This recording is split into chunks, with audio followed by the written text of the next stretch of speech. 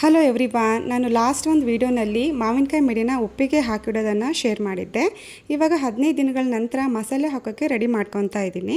ಉಪ್ಪು ನೀರನ್ನೆಲ್ಲ ಈ ರೀತಿ ಸಪ್ರೇಟ್ ಮಾಡಿಕೊಂಡು ಮಿಡಿಗಳನ್ನು ಬಟ್ಟೆ ಮೇಲೆ ಈ ರೀತಿ ಹರಡ್ಕೋಬೇಕು. ಅದರಲ್ಲಿ ಕಪ್ಪಾಗಿರೋ ಮಿಡಿಗಳನ್ನು ತೆಗಿಬೇಕು. ಆ ಉಪ್ಪು ನೀರನ್ನ ಚೆನ್ನಾಗಿ ಕುದಿಸಿ ತಣ್ಣಗಾಗಕ್ಕೆ ಬಿಡಬೇಕು. ನಂತರ ಒಂದು ಬಟ್ಟೆಯಲ್ಲಿ ಸೋಸ್ಕೋಬೇಕು. ಮಸಾಲೆಗೆ ನಾನಿಲ್ಲಿ ಖಾರಕ್ಕೆ ಕಡ್ಡಿ ಮೆಣಸು, ಕಲರ್ಗೆ ಬ್ಯಾಡಗಿ ಮೆಣಸು ಮತ್ತು ಸಾಸಿವೆ ಇಷ್ಟನ್ನು ಬಿಸಿಲಿಗೆ ಚೆನ್ನಾಗಿ ಒಣಗಿಸಿ ಪುಡಿ ಮಾಡಿಕೊಂಡು ನೆಕ್ಸ್ಟ್ ತಣ್ಣಗಾಗಿರೋ ಉಪ್ಪು ನೀರು ಇರುತ್ತಲ್ಲ ಅದನ್ನು ಹಾಕ್ಕೊಂಡು ಮತ್ತೆ ಗ್ರೈಂಡ್ ಮಾಡ್ಕೊತಾ ಇದ್ದೀನಿ. ಈ ಮಸಾಲೆಗೆ ಮಿಡಿಗಳನ್ನು ಹಾಕ್ಕೊಂಡು ಚೆನ್ನಾಗಿ ಮಿಕ್ಸ್ ಮಾಡಿಕೊಂಡು ರಸಕ್ಕೆ ಅದೇ ಉಪ್ಪು ನೀರನ್ನು ಹಾಕ್ಕೋಬೇಕು. ತುಂಬ ಉಪ್ಪು ಅನಿಸಿದರೆ ಖಾಲಿ ನೀರನ್ನು ಕುದಿಸಿ ತಣಿಸಿ ಮಿಕ್ಸ್ ಮಾಡ್ಕೊಬೋದು.